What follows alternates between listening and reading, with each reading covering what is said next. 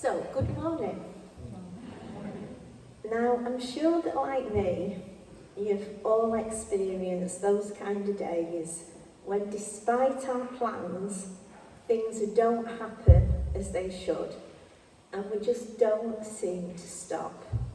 You know the kind of day when everything's organised, but somehow it begins with you running late. You got up in plenty of time, but after seeing to everything and everybody else, you don't seem to have time to sort yourself. So you end up with no breakfast, no cuppa, you just seem to go on to autopilot. Maybe you got an important phone call just as you were about to pack your lunch, or the clothes you set out for the day have gone into hiding, or maybe on your way to drop the children off at breakfast club or with family, you suddenly remember you've got to go back for the PE kit, a coat, or an overdue library book. You think you're all set for work, but then more problems. Maybe the bus or the train pulled away just as you were about to board it, or, and this happens to us a lot, 10 minutes after you've pulled onto the motorway, it grinds to a halt because of the lorry that shed its load, or a broken down car, or, unbelievably, an escaped animal running loose. How you wish you'd made a travel mug of tea, grabbed a cereal bar, or even a bottle of water as your 40-minute commute extends to 90 minutes. You get to work and you head to the canteen to grab a drink and some biscuits and cold pasta loo. But there's a small crowd of people all needing your attention. They have something to ask before the meeting you're leading, have questions about whether lunch is provided, and busy passing on messages from callers who wanted to speak to you when you hadn't arrived and were still stuck on the motorway. You know what it's like to feel hurried, harried, frustrated, and before you ever reach the canteen, you're led to the meeting room to start the training session with colleagues in the room, or those on Zoom, and you haven't even had time to catch your breath. Lunchtime eventually arrives, but you don't get your sandwich because the afternoon is filled in the same way as the morning. And by the end of the day, you are just looking forward to getting home, flopping on the settee, and having an hour while your partner and children attend their evening clubs. You get in, put the kettle on, grab your favourite chocolate biscuit and look forward to a bit of solitude, some time to collect your thoughts, or even have 40 winks. After 10 minutes of peace and quiet, your mobile suddenly rings. You think of ignoring it, but something about a mobile ringing makes it sound really urgent. The name flashes up and you think, oh, what now? Only to feel instantly guilty as you hear a panicked voice and crying as your friend pours out gallon after gallon of heartache. Yes, you needed a break, but in the big scheme of things, that could wait. Today's reading from Mark's Gospel comes just after the apostles have been away doing all the things that Jesus had encouraged them to do. They had been out and about teaching and healing. Mark tells us how they had returned and how they'd come back to tell Jesus everything they had done and everything they had taught. After they had told Jesus, his response to their work was, "All right, it's time for a break. Come away, just us, and we'll go somewhere lonely and private." Jesus recognised they needed a break, and the apostles must have felt it such a relief to know they were going to have some rest, solitude and time with Jesus, because the crowds of people were constantly coming and going, and the apostles had had nothing even to eat.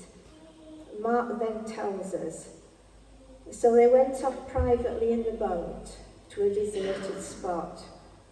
However, Mark tells us that the rest and recuperation time for the apostles and Jesus is not going to last long, because crowds saw them going and realised what was happening. They hurried on foot from all the towns and arrived at the other side of the lake before the boat. So there was no quiet place, and Jesus just saw a great crowd. Instead of seeing the crowd as those who were interrupting the solitude he was having with the apostles, he just had great compassion for them. The crowd had come with their great needs, and Jesus described them as sheep without a shepherd. His heart broke, and he went right to work with them. Jesus taught them many things and fed them spiritually, just as they would be fed physically later. So this passage speaks to us because we have been hurried and harried like the apostles. We've all had interruptions that have led us away from those things we had planned. If only we could concentrate on our tasks, on our jobs. If only we didn't have to skip meals because we take on too many things and try to do too much. If only our leisure time didn't get filled up with chores. If we could just plan our work and work our plan, then life would be simple. However, this passage also speaks to us because we have all needed help.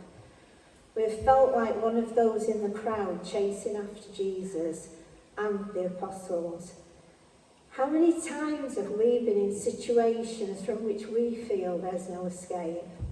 How many of us have been affected or know someone who's been affected by the fear of redundancy, mounting debt, the difficulty of being a single parent, a carer, a victim of domestic abuse, or affected by illness, ourselves or family members, friends, and there's even those with addiction.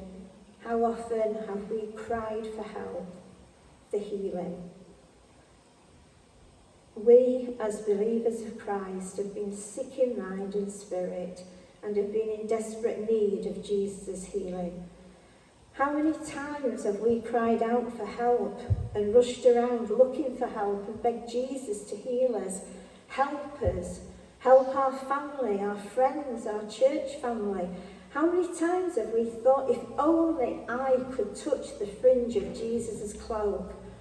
We, the church, are like this crowd, always seeking and finding Jesus. One thing this passage has shown overwhelmingly is the awesome compassion of Jesus and the providence of God.